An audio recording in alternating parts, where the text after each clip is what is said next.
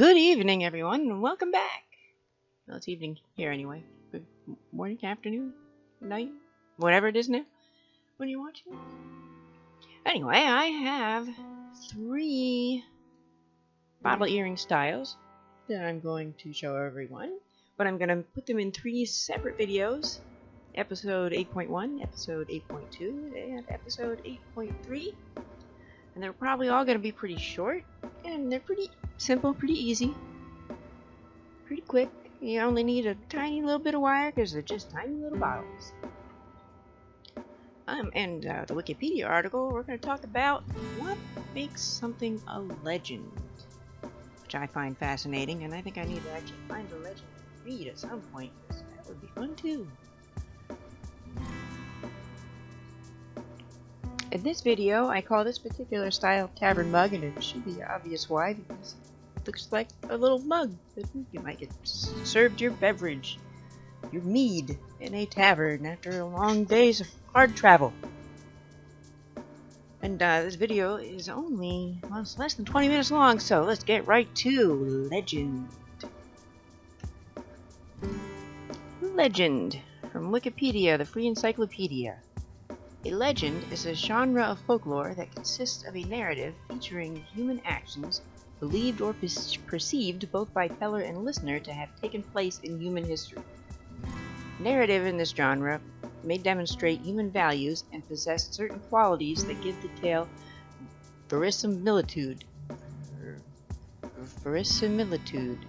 I didn't even know that was a word. What does it mean? It means is the lifelikeness or believability of a word of fiction. Okay. Legend, for its active and passive participants, may include miracles. Legends may be transformed over time to keep them fresh and vital. Many legends operate within the realm of uncertainty, never being entirely believed by the participants, but also never being resolutely doubted. Legends are sometimes distinguished from myths in that they concern human beings as the main characters rather than gods, and sometimes that they have some sort of historical basis, whereas myths generally do not. The Brothers Grimm defined legends as folk tales historically grounded. A modern folklorist professional definition of legend was proposed by Timothy R. Tangrolini in 1990. Legend typically is a short, mono-episodic, traditional, highly ecotypified, historicized narrative performed in a conversational mode, reflecting on a psychological level of symbolic representation of folk belief and collective experience, and serving as reaffirmation of commonly held values of the group to whose tradition it belongs.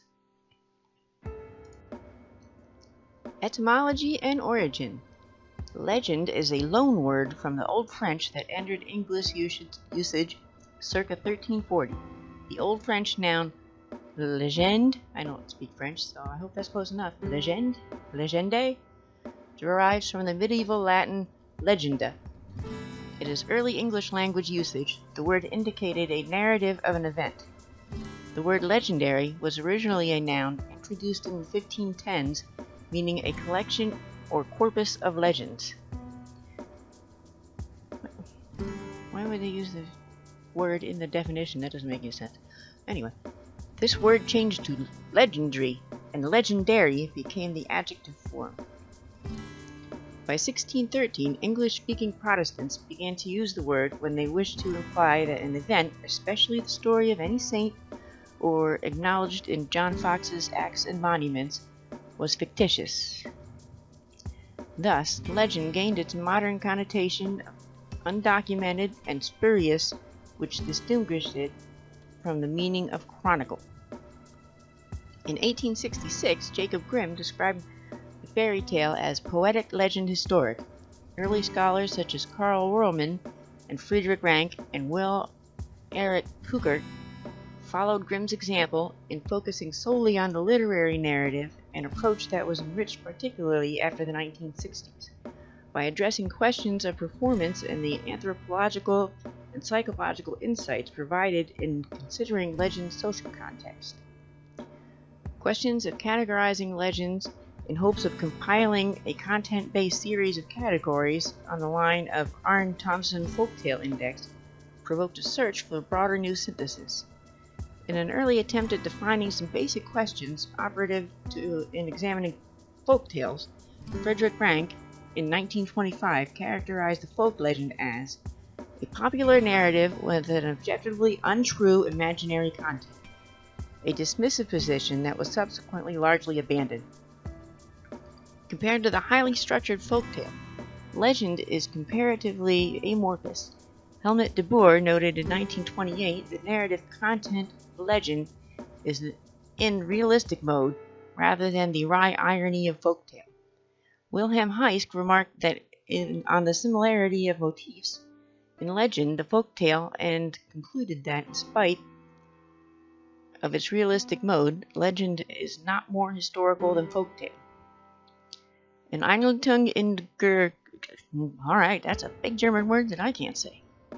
Ernest Bernheim asserted that a legend is simply a long-standing rumor.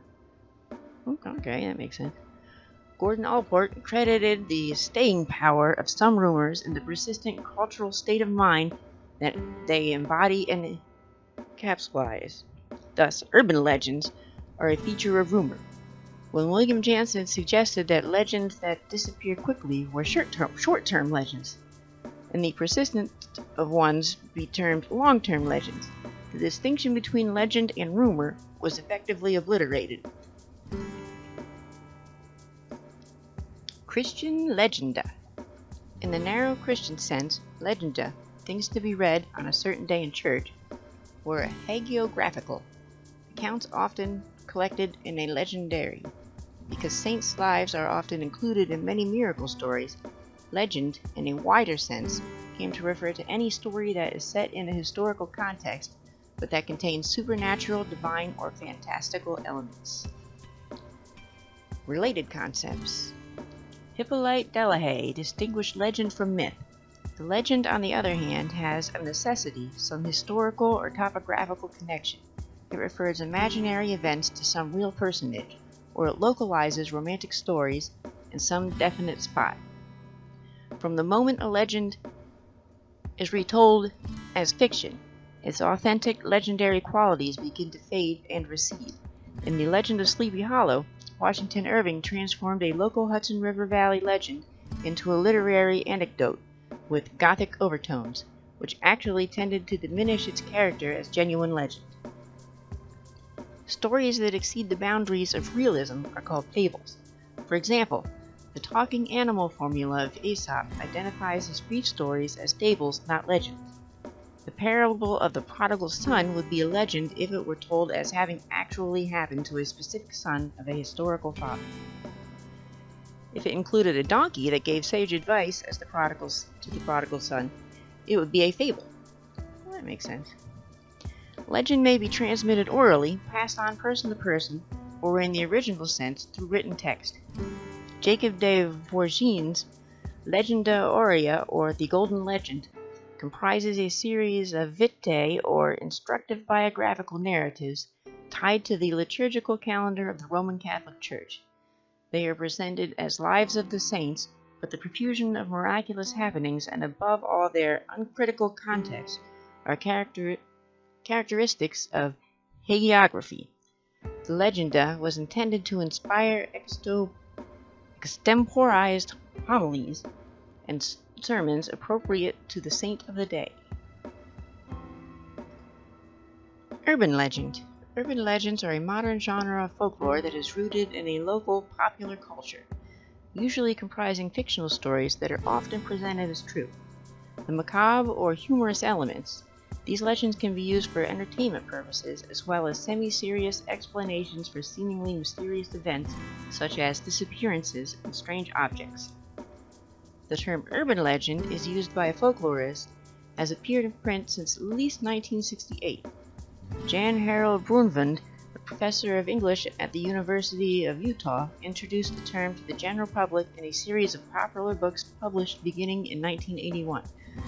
Brunvand used this collection of legends, Vanishing Hitchhiker, American Urban Legends and Their Meanings, to make 2 points. First, that legends and folklore do not occur exclusively and in so-called primitive or traditional societies. And second, that one can learn much about urban and modern culture by studying such tales. And that's it for the article explaining legends, so we're going to click on the link that links out of that article to Legendary Saga from Wikipedia, the free encyclopedia. A legendary saga, or Fornaldar, see if I can get this right, Fornaldar Saga, literally, story, history of the ancient era, is a Norse saga that, unlike the Icelander sagas, takes place before the settlement of Iceland. There are some exceptions, such as Ingvar's saga Viðaflola, which takes place in the 11th century. The sagas were probably all written in Iceland from about the middle of the 13th century to about 1400, although it is possible that some may be a later date, such as Hrafn's Saga Kraka. Description of the sagas. In terms of form, Fornaldarsögur are similar to various other saga genres, but tend towards very linear episodic narratives. Like sagas in other genres, many quote verse, but in the Fornaldarsögur, the verse is almost invariably in the meter of Eddiatic verse, unlike the skaldic verse found in most of the other saga genres. The setting is primarily Scandinavia, in a time prior to the settlement of Iceland, and the conversation of Scandinavia may occasionally move temporarily to more distant and exotic locations, or has its characters encounter Christian cultures, one example of both being Orvar Odd Saga. There are also very often mythological elements such as dwarves, elves, giants, and magic. In centuries past, they were considered to be reliable historic sources by Scandinavian scholars, but since the 19th century they have been considered to contain very little historical material. The present consensus is that although some of the sagas contain a small core which is not fiction or is based on historical characters, the primary function of the legendary sagas was entertainment, and the aim of the sagas has not been to present a historically accurate tale. Recently, however, it has been emphasized that the sagas are useful sources for the culture of the 13th and 14th century Iceland, in terms of the light that they can shed on the culture in which they were composed. For example, Iceland in the later Middle Ages, in words of Margaret Clunas Ross. The themes, characters, and the whole world of the Fornaldar Saga lend themselves to interpretation not as realistic narratives, but rather as subjects dealing with deep and disturbing issues that cannot be approached from the perspective of the mundane world, but must rather be enacted in a literary world in which often taboo subjects can be raised and aired, though not necessarily resolved. They may also be treated in a comic or parodic vein. Some of the sagas are based on distant historical characters, and this is evident in cases where there are corroborating sources such as Ragnar's Saga Lúðbrókr, Ingvar's Saga Viðaflola, Volsunga's Saga. In the case of Hervarar's Saga, it contains names of historical places in present Ukraine during the periods of 150 to 450, and the last part of the saga is used as a historic source for Swedish history. Indeed, they often contain very old Germanic matter, such as the Hervarar Saga and the Volsunga Saga, which contains poetry about Sigurd that did not find its way into the poetic Edda, and which would otherwise have been lost. Other sagas deal with heroes such as Ragnar Lodbrok, Hrafn Kraki, Orvar Odd, and in these respects, then the Fornaldarsögur overlap in genre and occasionally content with the King sagas. The Fornal sagas have a great value for legend research, since they contain motifs and complexes of motifs from many types of legend which there is otherwise no documentation in Scandinavia prior to the mid-19th century. They are also of great value for scholars studying medieval Scandinavian ballads, particularly in Faroese, which is often based in the same matters. Moreover, they are also very important for the study of Scandinavian and Germanic heroic legends, together with Saxo Grammaticus Gesta Danorum, which has been based on the same heroic poetry and traditions. Villagists have generally held the legendary sagas in less esteem in terms of their literary value than the Icelander sagas. The content is often less realistic, the characters more two-dimensional, and the sagas often borrow themes from each other and from folk tales. In these aspects of style and reception, the Fornalsogur tend to overlap with the chivalric sagas, particularly those composed in medieval Iceland. The legendary sagas have influenced later writers, for instance the Swede S.C.S. Tengner, who wrote Frithjof's saga. One such saga was even forged in early modern period, Hallgrím's Axrama's saga. That's the end of legendary sagas, and we're going to pop over here to urban legends with a longer explanation that will probably be extended into the coiled collar bottle earrings. So let's get started. An urban legend or contemporary legend is a genre of folklore comprising stories circulated as true, especially as having happened to a friend or a friend of a friend or a family member, often with horrifying or humorous elements. These legends can be entertaining but often concern mysterious peril or troubling events, such as disappearances and strange objects. They may also be confirmation of moral standards, or reflect prejudices, or be a way to make sense of societal anxieties. Urban legends are most often circulated orally, but can be spread by any media, including newspapers, mobile news apps, email, social media. Some urban legends have passed through the years with only minor changes to suit regional variations. Origin and structure. I read this earlier in the video, so I'm going to skip over that and go to propagation and belief. As Jan Broonvan points out, anecdotal legends including some of the motifs, themes, and symbolisms of the urtext can readily be identified. Cases that may have been at least partially inspired by real events include the death car, the solid cement Cadillac, and the possible origin of the hook in the 1946 series of Lover's Lane murders in Texarkana, Texas. The urban legend that Coca-Cola developed the drink Fanta to sell in Nazi Germany without public backlash originated as an actual tale of the German Max Keith, who invented the drink and ran Coca-Cola's operations in Germany during World War II. The teller of an urban legend may claim it happened to a friend or to a friend of a friend, which serves to personalize, authenticate, and enhance the power of the narrative and distances the teller. Many urban legends depict horrific crimes, contaminated foods, or other situations that would potentially affect many people. Anyone believing such stories might feel compelled to warn loved ones.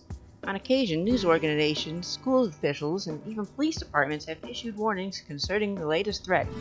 According to the Lights Out, rumor street gang members would drive without headlights until a compassionate motorist responded with the traditional flashing of headlights, whereupon a prospective new gang member would have to murder the citizen as a requirement of initiation.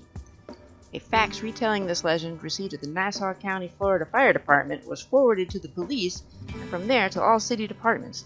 The Minister of Defense for Canada was taken in by it. Also, he forwarded it an urgent security warning to all Ontario members of Parliament.